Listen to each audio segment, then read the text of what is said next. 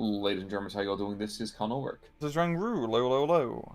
And folks, we promised you more action with a competitive mod. We deliver, because that's what we do. Today on Slitskis, who do we have, sir? What's going on today?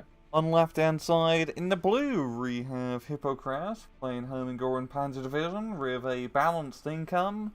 Right hand side in red, we have Scotty, version 2, playing the 21st Panzer Division, also with a balanced income.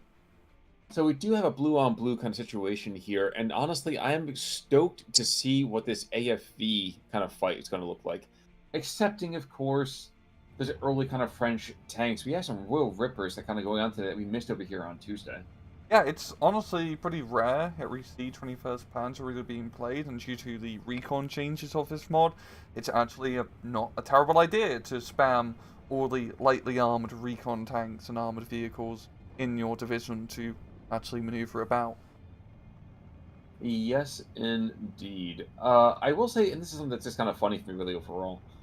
With the Flampanzer 251, I realize now the kind of insanity of calling a half-track a Panzer in the first place. They were getting desperate by this point to the war. Yes, they were, but I'm pretty sure that, yeah, well, let's just leave it there. Looking down at the south, you do have of course, a couple of those Shermans over here, so it'd be kind of funny to see.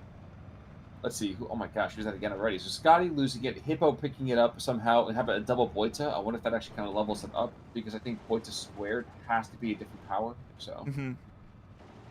But no, I mean, we're seeing some of the standard kind of openings here. We see Flammable for troops inside, the trees to the south, the Sherman Pioneers driving them back out. A Flampanzer moving in as well, so this might be the only time that a Flampanzer won't die within 3 seconds of hitting the front lines. Yeah, no actual anti-tank here, so you can outflam the Stern Pioneers, and we actually get to see it fire its gun for a change, which is nice. It is. It is. And the funny thing is, if you're looking at it, it could have been stopped. There was that pack track over here that could have kind of shifted a little bit further to the west and been very, very effective, but nope. Oh, and it's going to be, once again on this map, very important for Hippo to take control of that central hill position. We see time and time again, if you lose that hill, you kind of just lose the match, unless you can do some crazy stuff up north, because it usually just dominoes down south into you losing the southern town. But the weird thing is that technically he probably could do something up north. He's got not enough P4s, but he's got enough T-34s, some captured equipment over here that in Phase B, he can actually be quite dangerous. Getting 2 per, like 4 every minute or so, is actually pretty solid. Yeah, and also the Stern Tigers as well will definitely be quite useful. Even just down south, honestly, I just want to see an excuse for him to use the Stern Tiger for obvious reasons. Well, yeah, the see a boom bar the other direction as well would be kind of nice with the Sturmpanzer. Now, Flampanzer in the center apparently can't see anything, and again, with everyone being blind, the troops in the windmill don't see that Flampanzer to their west. And all is gentle and calm, but for the south, but I feel like everyone is slowly putting themselves together for a second attack. Yeah, it seems this is where the major action will be happening, or we got BF-109 up north. What's he going for? Grill. Good call. He's going for a little bit of a barbecue. Grilled him. Really, really well done. Yeah, and also... What? Please, yes, go ahead. No, go ahead. I said the TD ambush tactic. This is one of the things that we actually get to see in this mod. So, 45 seconds after being in the same spot, passive ambush capacity lasts for 90 seconds, 5% more accuracy. Oh, man, yeah, this stuff is so cool. Yeah, actually, all right. It's thematic of how an actual tank destroyer is, because it'd be in position, put on a camo net, and you want to use them as mobile, quote-unquote, anti-tank guns, not ad hoc tanks. Yeah, and it's so freaking cool to see. Focke-Wulf 190 going in after that BF-109. Here's the thing, again, increased agility, and fighter planes can speed up and slow down to engage that much more effectively. So that Focke-Wulf might have actually bitten off more than he could chew, because while there's only a single 20 mil and a couple 13 mils, 2v1 is still not a great place to be. You can see he's smoking already. Yeah, he's just doing like the boom and zoom tactic of getting in, getting out, and he is definitely going to be getting out now. He should have the speed to quite easily do that. So smart play. You don't really want to be going in too hot 2v1. Probably not. Down south, we do see a martyr giving up his life for the cause. A P3, though, engaging that P4, or the P4, kind of herp-derping along, despite the fact that that vehicle's another 200 meters closer. He was like, wait a second, I can't see you until now. This is a bit of a trade back and forth, but Hippo's really focusing down south to completely capture the southern town. And he should be able to do it. There's really not a whole lot here to stop him, just at 1 P3 and the 2-5 run, which are pretty easy to deal with when there's no infantry to stop him. This is true, but the P4 does go down, which means the P3 is going to be playing, because again, he's at recon. So that's going to be rather nice. 233 being driven up in a vain attempt to stop him. Is he engaged in the half track? Yes, he is. Firing squad. Somehow he misses. Oh, because he wanted to... Oh, no, that P3 is going to kill him. Here comes. Or not? Okay. Anti-Grenadier trying to get in. He will. 233 is probably going to die still. Yep, he will. But P-Gren should get in the building, my lad. What the heck? I think the half-track's kind of like blocking it. Yeah. The half-track was blocking the door. And the Faust. Can't Faust. Oh, what a shame, yeah, for Hippo. He was in a very good position to knock out the P3. Yes, indeed. Yes, indeed. Another one over here at the same time here. Vehicle range awareness, just as a given heads up here, guys. That little red thing over here gives you a range bonus basically for anything who's nearby. So, again, kind of cool. Really the thematic. I love this mod. Yeah, you're like... You actually have to do combined arms, like, symbiotic warfare now. You can't just play with, you know, 1 or 2 types of units and just stick with it. No, you need to bring out all the tabs. Well, and it's not just the fact they bring out all the tabs, it's that they all have actual true synergy with each other. It's not just like, oh, cool, you have recon so you can see the bad guys. It's the idea of saying you have recon that can actually give you additional range. You have these, you know, these ambushers now that actually doctrinally make sense. So it's a lot of fun. It's a lot of fun. Taking our eyes up north here, I've seen Hippo's been doing somewhat decently, just trading in the open with his Jagdpanzer Mark IV. Scotty is getting into more reinforcements. Another Panzer Grenadier. I'm guessing he's bringing that dude up to try to just Panzerfaust the Flampanzer and trying to make another push to the rest. Probably going to be the case. But the funny thing is, similarly, we're seeing a P-Gren going the other direction as well. So while that 233 might get a single round off, it doesn't kill. Nope. And the Flampanzer's going to die. Oh, deadly trade. The Pin, who forces surrender before that happened. There's no vehicle, should be able to do that. He's not doing it. More focused on the Hetzer over here, which makes a lot of sense. Excuse me, Jagdpanzer rather.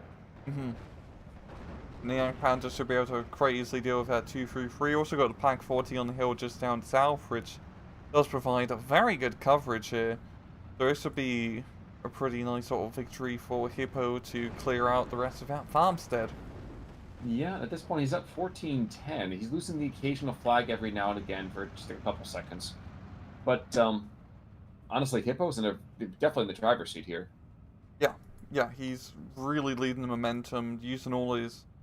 Even though the 21st has a lot of light armoured vehicles, he's been doing, feels a bit of a better job with his half-tracks, his 233s, his Flampanzers, and now bringing the more heavy Jagdpanzers.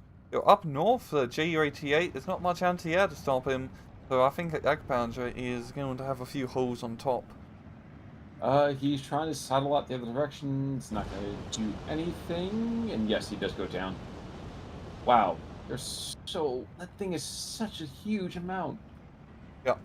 I think this is definitely going to force Hippo now to reevaluate his purchasing decisions and probably start investing in some anti-air. Because, especially on a map like this where it is pretty large and open, you're very vulnerable to aircraft attacks like that. So he needs to get, well, in his case, some Flak 88 and Flak Verlins out. Well, that's isn't it. The Flak Verling would be nice, but this is the first time he's seen this actually be an issue. So let's not also get too panicked about this. Yes, I lost a Yagpans over here. Yes, that could be a problem. I still bring in tons of other ones. I have 6 more in the next 10 minutes or so that I can bring out. So, just saying. I agree with you, but I think he's gonna But play you the long game disagree with with me. us. Yeah, I do. I think it's a beautiful thing about our relationship. Hummel in the meantime does hit the field. I like this actually quite a bit more than kind of pushing in the anti-air defense. We've seen the anti-air defense here from Scotty here to... Has there been any planes? Oh, I guess the BF-109s. Yeah, I'd like to say that Scotty doesn't know, but I'm Scotty doesn't know? Scotty doesn't know. Scotty doesn't know. But I think that right now, I think both sides have really seen that the air power is not the way for them to be really kind of getting a lot of effort to really translate to impact over here on the field. Which again, why both sides have really taken a moment to kind of take a second, sit back. Yes, we have one BF-109 going after that pack track, and he should be able to get it. No. No, pretty underwhelming strike here. But definitely right, both sides are really just chilling out for. But yeah, we've got 2 flak 88 here from Scotty, and we're seeing Hippo actually invest, okay, some flak 88 of his own, as well as at Hummel, which I'm guessing he brought as a reaction for, yeah, the flak 88. Justifiable idea over here. Now, there is a grill in the center part of the map. I see him going to be kind of putting some suppressive fire, I would say, on those P-Grens. Probably see some attack grounds before too much longer here. And I would suspect that Sturm Pioneer is just waiting for the smackdown to occur before he kind of shifts on in and gets a little bit more aggressive. Needs that all-important fire support. We are seeing things start to heat up a little bit once again down south. Scotty moving up some of his infantry. Hippo has the horde of your favourite troop, Khan. Earthsat's trooping, but trained by Hering Gorham himself this time, so they're even worse. That just means that they have a +5 to art looting. So, that and running trains. Losing a flak 88 over that bridge, that was actually a bit of a misplay in terms of kind of reinforcement points. Wolf, though, trying to go and light up, maybe... No, he's not. What the heck is he trying to do? I guess he's just doing a flyover, spread his rings. Real great to have a nice little bit of that air show going on, but that's probably not the best idea. He's gone for the P4. Because that's the idea, anyway. Yeah. Just trying to get an angle. Oh, he'll get it. It's, again, just an interesting usage of munitions at this point. In my mind, you might as well go after the infantry. Yes, tanks are the scary bit here, but...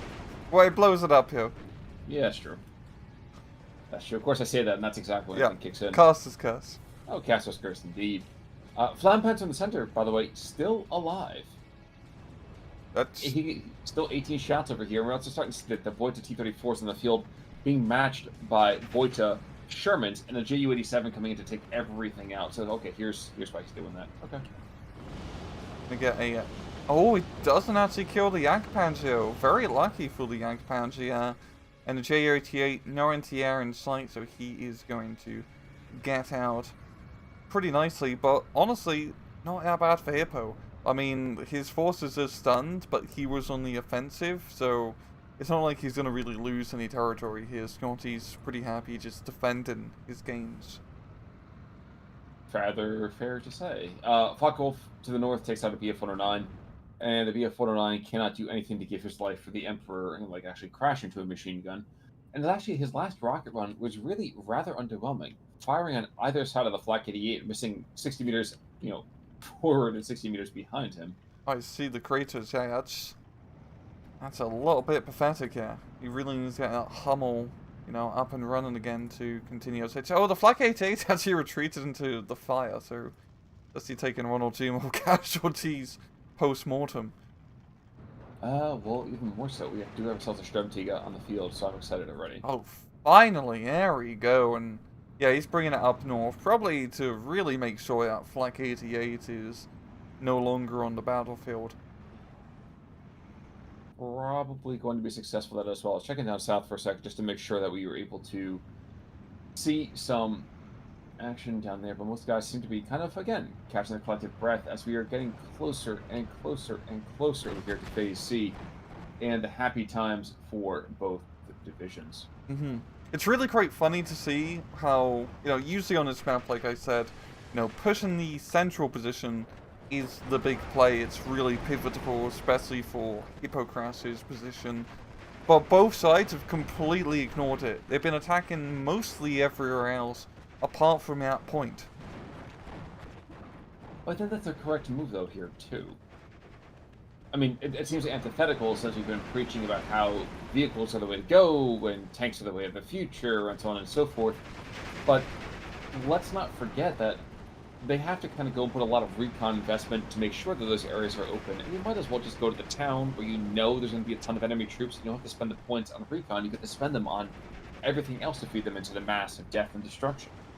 Yeah, pushing through, like, especially with the current positions in center, you pretty much have a massive line of sight blocker of the forest, and neither side wants to risk what's on the other side. So I think it's more just a lack of knowledge of, neither side wants to risk it for the biscuit. Oh, hero unit. Oh, King Tiger. Yes, Knipsel. Kurt Knipsel at that, so, we definitely know he must be a real true bro. Stormtiger, in the meantime, Stormtiger is going to go and line up actually a shot on that gorilla. And he's going to say, hey, no, I hear you like to barbecue. Catch this. Of course, for him, it's going to take forever and a day to aim the stupid thing. Yep. But when he aims it, and aims that he shall, the Death Star is now clear to fire. It's up. It's going. And it's good. It's very good. I'm very happy now. I can sleep easy tonight after seeing that thing actually fire. Exactly, and to be effective as it fires as well. Because let's be fair, every now and again you find something that just fires, and you're like, oh yeah, that's so great. And then you find out, oh shoot, that still doesn't really... It's still not killy enough. Yeah. So. Yeah, and vanilla Stormtiger is really underwhelming. I mean, of course, there's a whole balance thing if you're not wanting HE to completely blow up tanks like in real life. But god damn it, it's a Stormtiger. Exactly. I should artillery shock it into death. Like, come on. But also, up to the northern side, there's a P-Gren squad who's a little bit stressed right now. And I think it's just because Hypokrass over here had a Flak 88 start to engage it. And I'm not going to say the interesting part here, but rather I think the intriguing idea is that the P-Gren goes down. That's another flag pretty easily. As it is, that central position is being wrestled back and forth between Scotty and Hypokrass. And I think all that really we should take is the bearer's kind of, let's say, push of effort to really, really see something kind of crazy happen there. Yeah, Scotty's definitely getting to the point where he needs to really try to flip his momentum somewhere majorly. I mean, both sides, Z-phase income's going to benefit. Both sides have decent amount of reinforcements coming in, so it's not so much a battle of time reinforcement stuff, but it's just he's so low on points, he really needs to try to make something happen now rather than later, because, well, you don't want to be racing around till 30 minutes into the match before trying to make your decisive battle. Exactly. The Schwerpunkt has been decided, though, and that's the southern part of the map. Just unfortunately, there's not been enough Schwer to punct on through. See, we have one Hummel who's going to be engaged in this P4. It's about lofting rounds down range and freaking him out just a smidge. And I kind of get the feeling that really Scotty needs to be saying, you know what, I've got all of this stuff. It's time to go. It's time to go now. So Hibo's going to be the one going right through the center here, committing his infantry, his Stern Pioneers and Stern Pioneers. No matter the outcome, the Stern Pioneer will be victorious here. But it seems, this push for Hippo kind of already died out thanks to that initial Stern Pioneer. You need some more, beefy CQC troops. Probably one or two more armored vehicles if you want to try something like that again. That's true, but I think the P-Grens that we have here should be just enough. They'll take a lot of losses, let's be fair, but it should be just enough. Of course, I've been wrong before. Okay, there we go. Stern Pioneer. If he can just get the Flampanzer half-track in position, he'll be good. And also that T-34 is going to have to do some pretty good killing here against these 3 armored vehicles. Well, he should technically be able to do that, since the only thing he really has to worry about is Fear itself. Takes out the 233. He goes to the Panzerfaust. This is the issue. This is the big issue, actually. Yep. Manages to unload, stresses them out, and he's in a pretty good position to finish them off with his infantry. Once again, German machine guns. Yes, the spot troops can help him out as well. T-34s are kind of come on up. Everyone's going to freak out, start to engage him. With Leeds Grenadiers, they're going to somehow shoot over the T-34, which is a, not an inordinately tall vehicle, but still, it's still pretty beefy. I just imagine they're like climbing up the trees to get a better angle. Yeah, kind of very Band of Brothers-ish kind of thing. Yeah, probably. And the dude's just hanging off the tree of an MG42 in one hand, just kind of spraying in the general direction. Yeah, that's probably the case there, Rambo. You're probably right. Sturmtiger tried to engage the King Tiger up to the northern side. Didn't do a whole lot, but that's not too surprising. And King Tiger actually might be the biggest thing that they have going for them yet. JU-88, JU-88. Did he get the bombs off? Yes, he did. He should be able to kill something. Wow. The stress screwed him up. Like, that was much more of a loose dispersion pattern here. Kind of a thought there, if you're thinking about it. Sometimes you almost want to actually have that greater amount of stress. Not in this case, obviously, but sometimes that's a good idea. Sturmtiger and King Tiger are trying to decide who's the more scary Tiger. And even with a Flak 88 helping to engage, only way that King Tiger goes down is if the Sturmtiger gets super lucky. There's like a History Channel Deadliest Warriors battle going on here. Hurin, Koenigstiger P, or Sturmtiger. 2 of the heaviest tanks of the German military, and there we go. That's the GG. But Scotty, that makes sense. Scotty tapping on that one. I mean, he was down quite a bit. You see the kills here. Worth mentioning that 1,000 points was a teensy bit more, I would say, in this mod as opposed to the base mod. Yeah, I would agree. And he had what, the King Tiger that theoretically could have taken out quite a bit, but that's really all he had going for him in the northern side. But his Scout Panzer, 4 kills on Morris, Losecki over here, picking up a good set of half tracks. What about losses? What do we see over there, sir? The Jagdpanzer, Andreas doing decent. The T-34 doing decent. And apart from that, nothing else. So the Hummel actually got 2 tank kills. That's, damn, not bad. Yeah, I think that was the one down south. That was the one that was just kind of lofting rounds down range, just kind of happily as a clam, just very calmly saying, oh, look, he can't shoot me back because I had this lovely little fortress of stone and steel in front of me. So, regardless, though, I like seeing 21st Panzer. I feel like they could have been used to even greater effect than what they had been, but it's fun to see them all the same. Yeah, it's, even though it's like a mirror match, it was quite an engaging mirror match. Yes, it was. Yes, it was. Any final thoughts there, sir?